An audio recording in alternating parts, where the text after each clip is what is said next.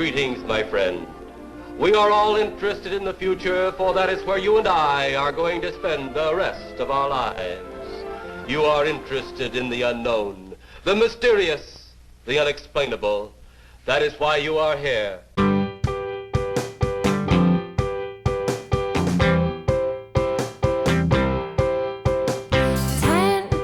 minutes left. Yeah, but there's still some time. It's not the final score. We need more than the numbers we're given. Show us you live and breathe the game. You're more than a name.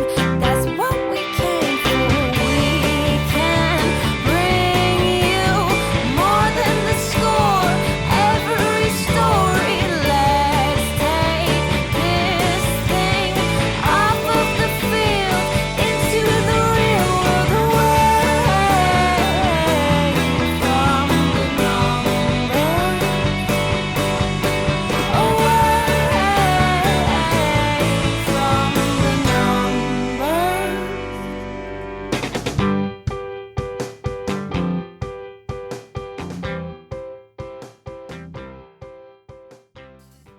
Hello and welcome to episode 327 of AFTN. This is the preview podcast. Today we are in a secret bunker. We are not allowing Joe or Gideon in. I am here with Peter. This is Nicholas. So we're here to preview the next game for the Whitecaps against the RSL. Keeping with some traditions, the opening question is choose an inspirational quote to go on an inspirational picture to give to the Whitecaps after the Whitecaps versus Minnesota United game.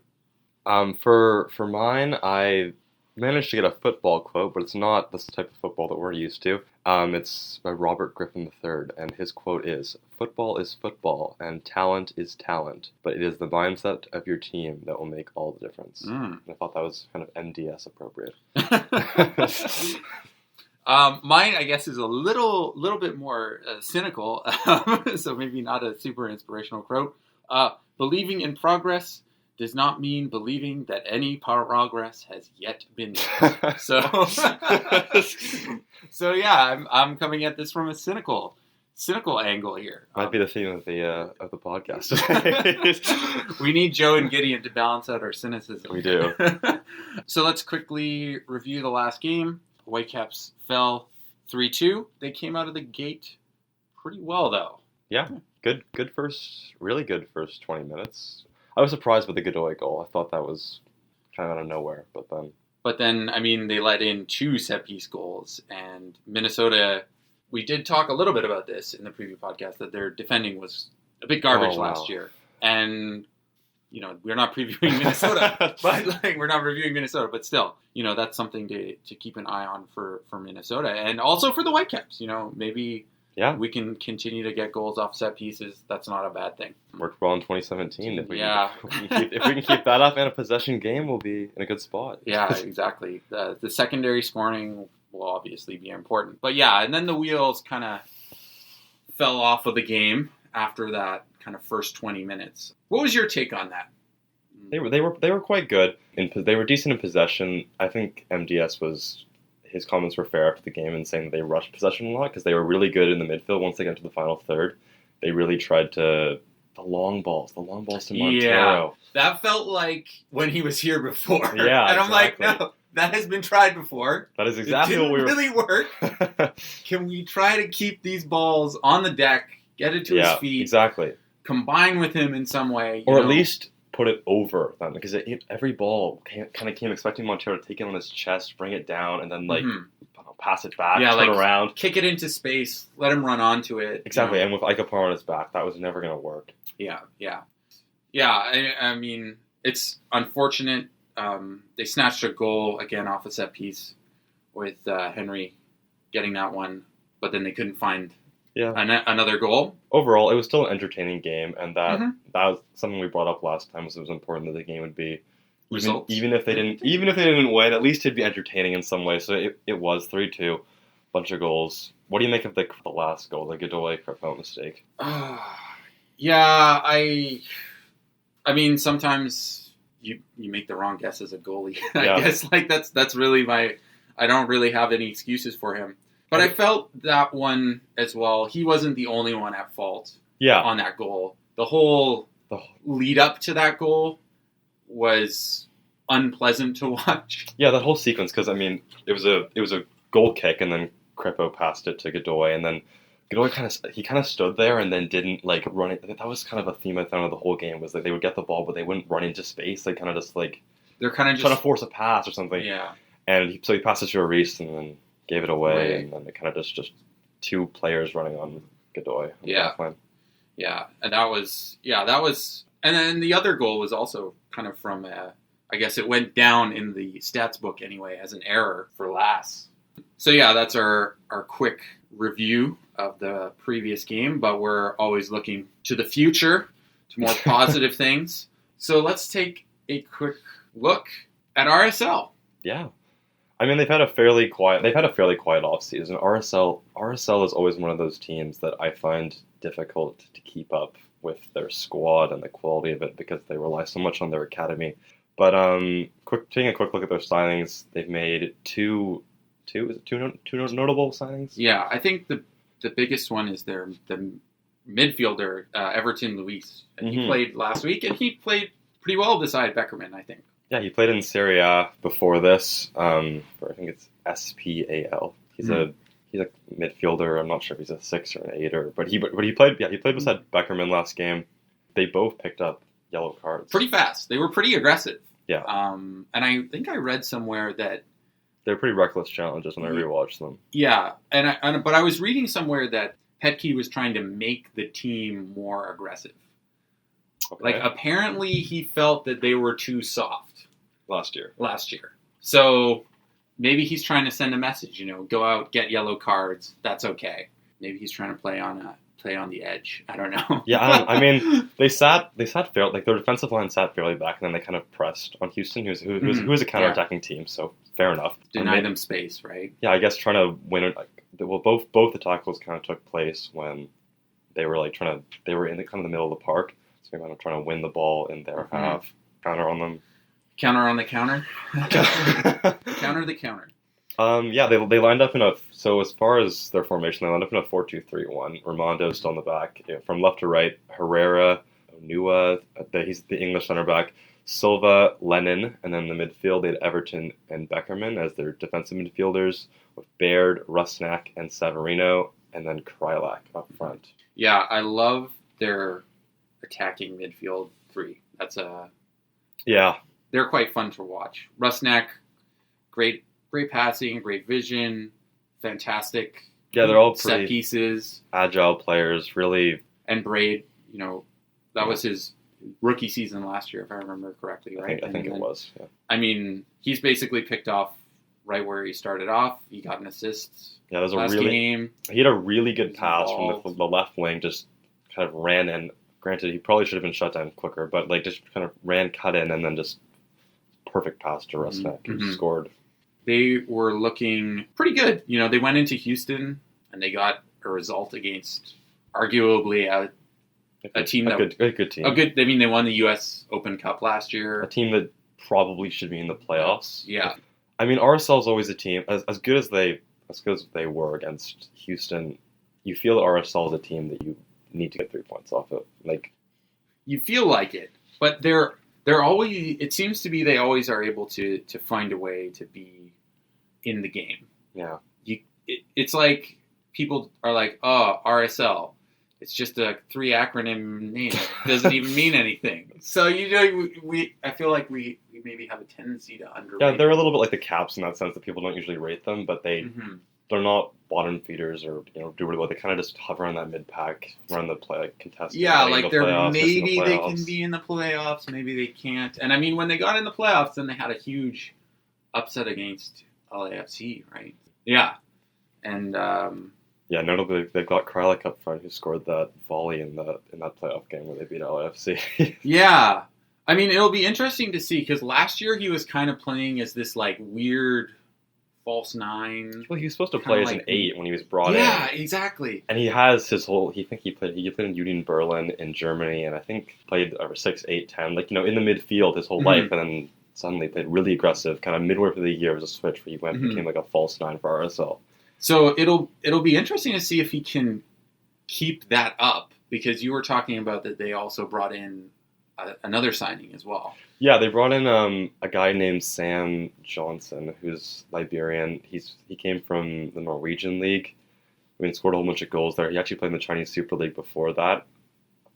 Doesn't seem like he's a DP for them, but doesn't seem like a crazy dangerous player. And he just came on as a sub last game, but yeah, you didn't see it really enough. Didn't really see enough of him to gauge how good he is, how much of a threat he's going to be against the Caps. Mm-hmm.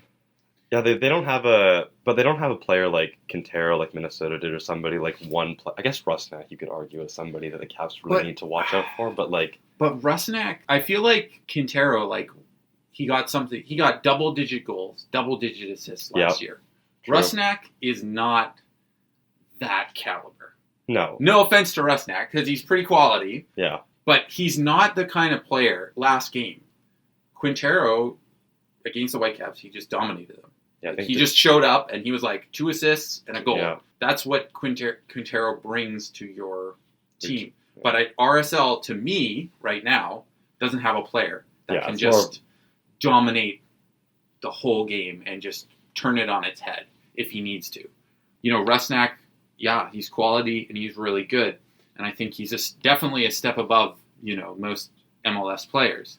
But I don't think he's in that Quintero caliber of player. Yeah, no, that's fair. Do you think this will be an easier game for the Caps in terms of getting that high press way they want to play out there? Because they don't have to worry about one particular player. Kind of Minnesota did a lot of we kind of would have possession, then we have a bad giveaway, and Minnesota actually they were more they countered on us. Yes, they countered on the Caps for sure. I expect Petke to give some sort of tactical surprise. I think he's going to try something that is not necessarily going to be seen coming to try to counter what we're doing. Like in Houston, I don't think most people expected him to play with that kind of low mid-block kind of thing. And, I think he's known for taking gambles. I think that's a fair assessment of him as a coach. He doesn't take outrageous gambles. He has to, because he's not one of those managers that has a super desirable manager. He's kind of just he's not a big name. He's not an ex-player. He is an ex-player, but he's not one the Patrice Vieira kind of. Yeah, he's not a. And doesn't give GBS or anything like that. He doesn't get the same. And he doesn't get the same tactic praise as other managers, MLS managers like Bob Bradley and Peter Vermees. But he's won the Supporter Shield. Right? With New York? With New York, yeah. So, I don't think we can totally discount him, but I think you're totally right that people do underrate him, because I remember that he won the Shield for New York Red Bulls, and then they kicked him out that year that he won the Shield, which is kind of surprising, and there was a lot of anger towards the management, but then they got an even better coach, and I mean, so, Yeah. So what do you expect? What would I do to counter a Whitecaps high press in RSL?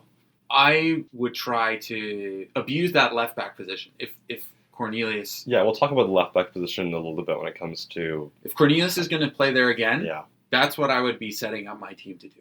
Is abuse that left back position. That's a fair strategy. and just go for it and get it, and then.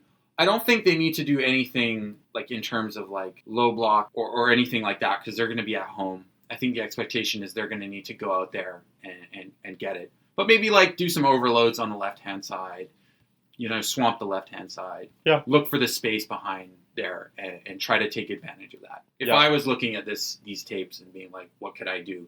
It'll be interesting to see how RSL approaches the game, but we'll move on and talk a little bit how we think the Caps will line up against RSL, or some talking points from that need to be addressed from the Minnesota game at least. Yeah. The left back spot. We just talked about it. Yeah. In terms of the depth chart for the left backs, just anybody who's not familiar with the Caps squad, we've got Brett Levi's, PC, and then players that can play that position. Russell Tybert can play left back, maybe, and then we had Derek Cornelius against Yeah. Minnesota, which did not work out that well. Didn't work out that well. I mean, when I was looking at some of the charts afterwards, he was almost at the halfway line. That was like his average position, which maybe that was the tactical instruction for him. I mean, MDS likes to get his fullbacks high up the pitch. So, but then when I look at the other side, where Narinsky was, he was not that high up. So unless there was something where they were trying like to... one forward, one back. Yeah, where they were trying to use the left-hand side and press, higher up the pitch on the left-hand side, okay. But I think maybe that, given his... We were talking about this, I don't think he's ever actually played that position. I don't think it's an optimal... I don't think Cornelius at left back is an optimal choice, at all. It's like the last thing that I don't want to have out there, and it showed. It did not work well against Minnesota. Especially after PC came on.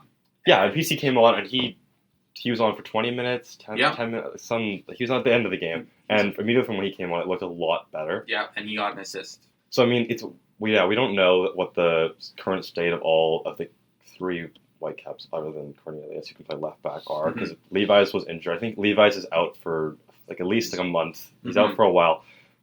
PC played for 20 minutes against Minnesota. He could be back. Yeah. And then Tybert is also, based on the Whitecaps Twitter and Instagram post today, it looks like Tybert is healthy and should be at least in the 18 for the RSL game. So between those two, who would you prefer at the left back spot? I would go with PC. I think I would go with PC. I agree. Just based off of what he showed, and he seemed to be more comfortable in that position than Cornelius. Yep.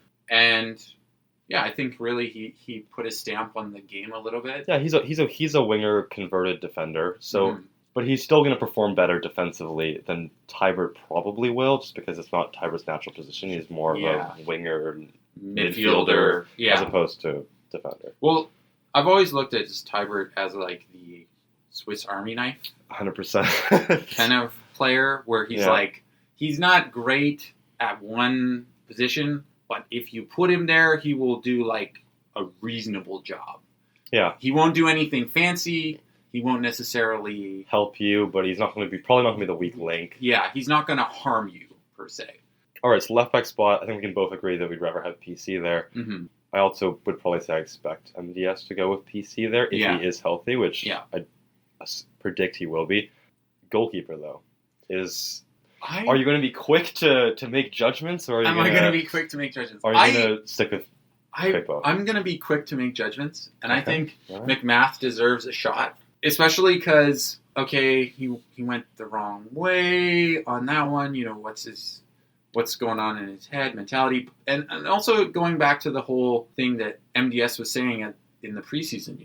It's not anyone's spot. It's not anyone's spot. It's up for grabs. If it's up for grabs and a person made a mistake, switch it up and show. Because if that's what he's going to say, the best time to show that you mean what you say, I think, is at the beginning of the season. Yeah, I agree. I mean, I wasn't a big fan of Carl Robinson's constant rotation of the squad, and I don't think we're going to see that under MDS. But I think the best time, if we're going to kind of juggle around positions, see who fits where, earn your chance, earn your spot, it's definitely now in the first month of the season. Yeah.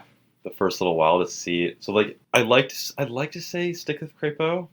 McMath he's played in the MLS before. Yeah, before Tim Howard came, he was the starter. I think in by Colorado. All accounts, Colorado supporters were actually angry that they got Tim Howard, because they're like, we already have a good goalkeeper. Why are we wasting DP money on this over-the-top bald guy?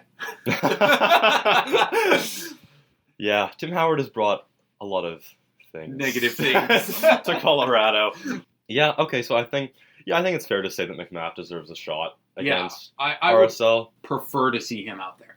I was impressed with Crepeau. I thought he did quite well, but I think it's fair to say to juggle it up. Any other positions before we make our lineup have predictions? Yeah, I was thinking, I wasn't too happy with both of the players who were involved in those two later goals. Eris and Lass. Okay, yeah.